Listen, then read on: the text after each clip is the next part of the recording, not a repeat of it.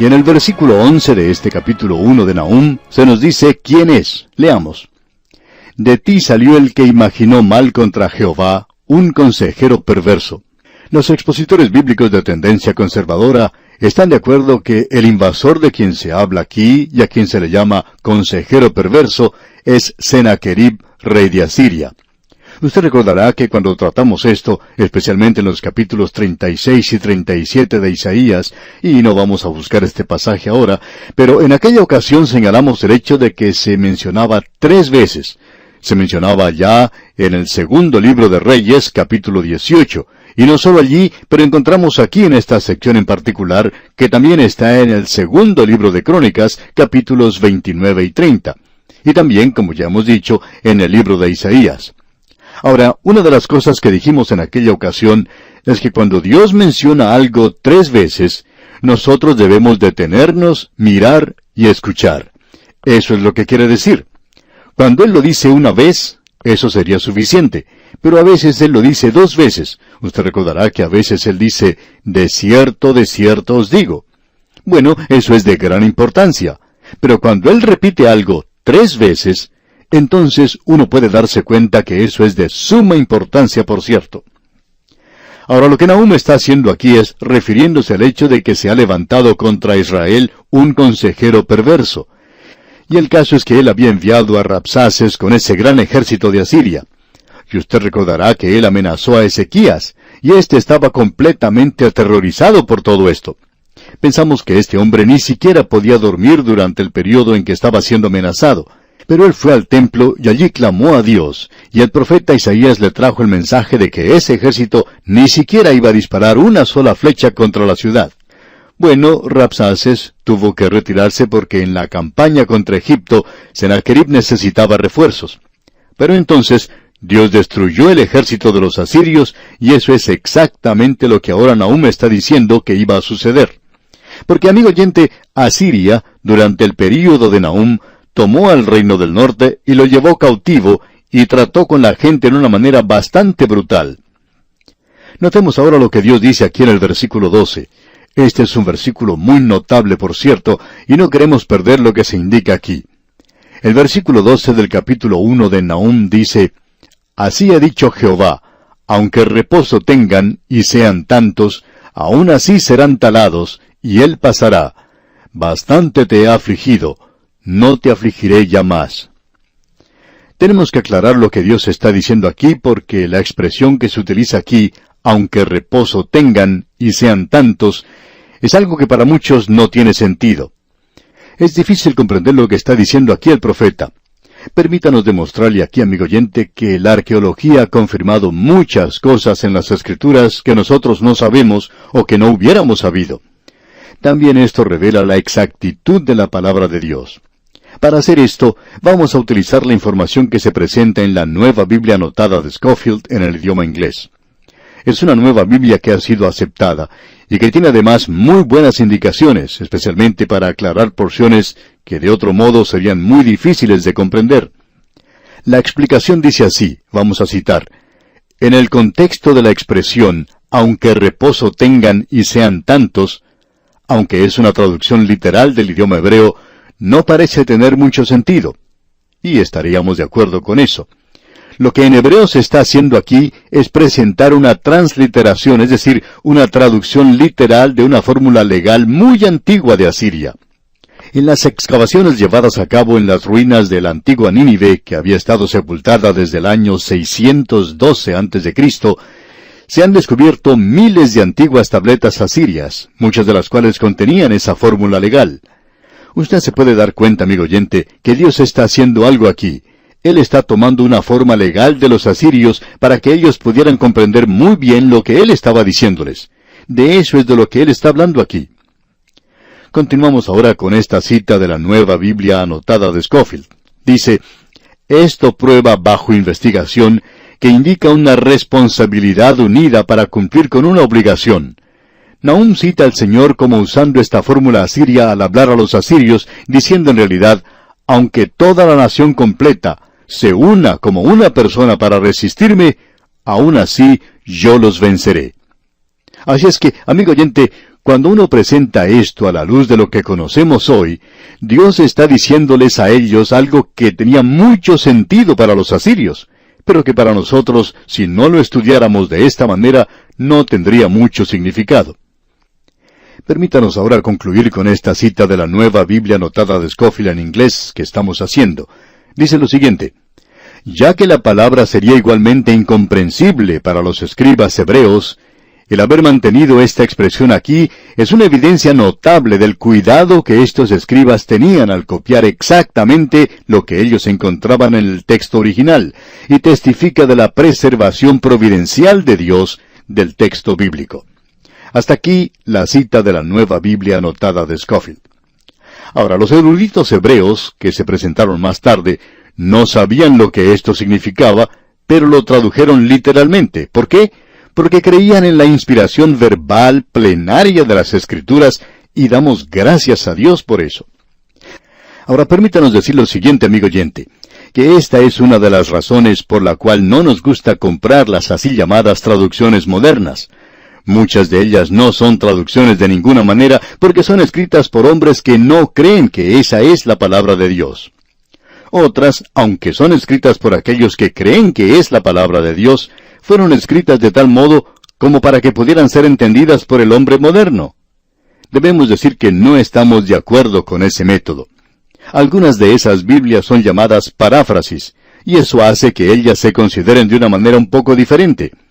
Debemos aceptarlas como lo que son, pero uno no debe creer que allí se está presentando el texto literal de las Escrituras.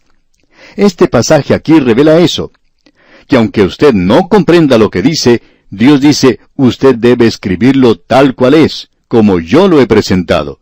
Y algún día descubrirá lo que significa, es decir, si usted trabaja arduamente y si lo estudia mucho. El problema hoy, amigo oyente, es que estamos tratando de presentar la palabra de Dios de una manera demasiado fácil, como si fuera esa comida para recién nacidos. Estamos tratando de alimentarlos nosotros como si fueran nenes, pero que son en realidad personas perezosas para estudiar a fondo la palabra de Dios. Debemos señalar también que creemos que debería presentarse una verdadera reverencia por el texto de la Escritura. Ahora, no crea usted, amigo oyente, que somos adoradores de la Biblia, pero sí queremos indicar que debe haber una reverencia por el texto de la Escritura. Bueno, hemos dedicado algo de tiempo a esto, amigo oyente, porque aquí se nos presentó una expresión que no comprendíamos. Ahora, gracias a los descubrimientos arqueológicos, lo podemos hacer porque se ha llevado a cabo una gran tarea en esa gran ciudad antigua de Nínive.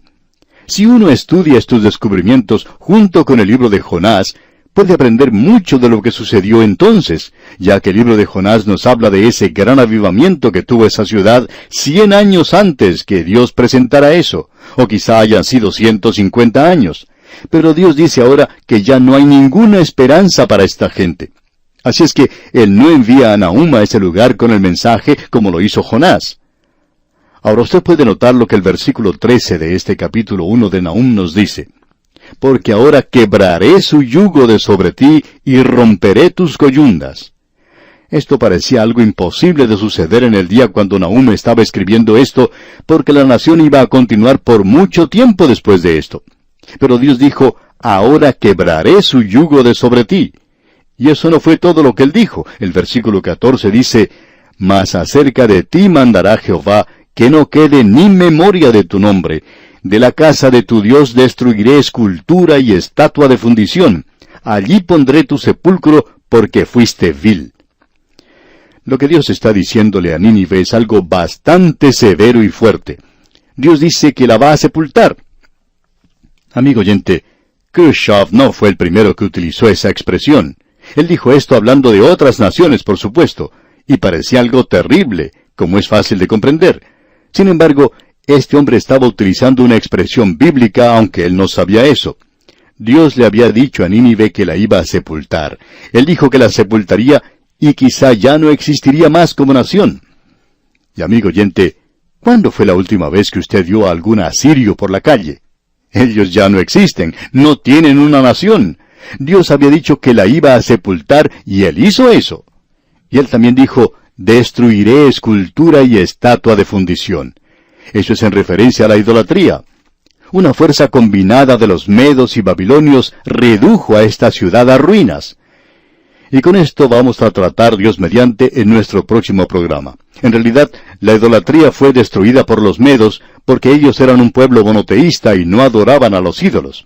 Ellos eran en realidad iconoclastas, que no respetaban los valores tradicionales y quienes destruyeron la idolatría en lo que se refiere a Asiria cuando destruyeron esa ciudad. Ahora, el último versículo de este capítulo 1 de Nahum, el versículo 15, es algo sorprendente y dice: He aquí sobre los montes los pies del que trae buenas nuevas, del que anuncia la paz. Celebra, oh Judá, tus fiestas, cumple tus votos, porque nunca más volverá a pasar por ti el malvado. Pereció del todo. Dios está diciendo aquí a través de Nahum a esta gente: no me abandonen, no se alejen de la ley de Moisés, no abandonen la ley por la sencilla razón de que yo voy a destruir al enemigo y voy a enviar a ustedes al Mesías. Y él traerá nuevas de gran gozo. Eso es citado aquí por Nahum en referencia a Siria. Y encontramos que Isaías también utilizó la misma expresión. Usted puede ver esto en forma amplificada allá en el capítulo 52 de Isaías, versículo 7. Allí dice: Cuán hermosos son sobre los montes los pies del que trae alegres nuevas, del que anuncia la paz, del que trae nuevas del bien, del que publica salvación, del que dice a Sión: tu Dios reina. Esto fue expresado en referencia a Babilonia. Dios dijo que Él iba a destruir a Babilonia y vemos que Isaías está escribiendo al reino del sur. Ahora Nahum está escribiendo al reino del norte, y él dice la misma cosa. Y luego notamos eso en lo que Pablo dice a los romanos. Él toma la primera cita, dada aparentemente, según creemos nosotros, por Nahum, quien fue el primero en explicar esto, y él se refería a Siria. Isaías se refería a Babilonia. Notemos lo que dice el apóstol Pablo en su epístola a los Romanos, capítulo 10, versículos 13 al 15. Dice Pablo: porque todo aquel que invocare el nombre del Señor será salvo. ¿Cómo pues invocarán a aquel en el cual no han creído? ¿Y cómo creerán en aquel de quien no han oído? ¿Y cómo oirán sin haber quien les predique? ¿Y cómo predicarán si no fueren enviados? Como está escrito: cuán hermosos son los pies de los que anuncian la paz, de los que anuncian buenas nuevas. Esto es citado por el libro de Isaías, y el apóstol Pablo está haciendo una aplicación diferente de lo que aquí se dice. Pero usted debe recordar que esa sección se refiere a Israel. Esta es la parte dispensacional de la epístola a los romanos, que Dios aún no ha terminado con la nación de Israel, y que para el futuro llegarán buenas nuevas de gran gozo. Ahora esto también tiene una aplicación mundial, tiene una aplicación para hoy. Y eso es lo que el apóstol Pablo está haciendo, usándola en relación a esto. Aquí se habla de buenas nuevas, y ese es el mensaje que estamos presentando hoy. Es el mensaje que trae el Evangelio de Cristo, y este es un mensaje que debe ir hasta lo último de la tierra. En esto se da a entender el futuro para la nación de Israel. Es una forma maravillosa en la cual el Espíritu de Dios utiliza la Escritura. En nuestro próximo programa, Dios mediante, vamos a ver otra forma en que Nahum va a demostrarnos la manera en que el Espíritu de Dios debería ser usado. Usted podrá ver allí el mejor sistema que existe para la interpretación de la palabra de Dios. Es decir, que uno tiene un curso de hermenéutica cuando lee este pequeño libro de Nahum.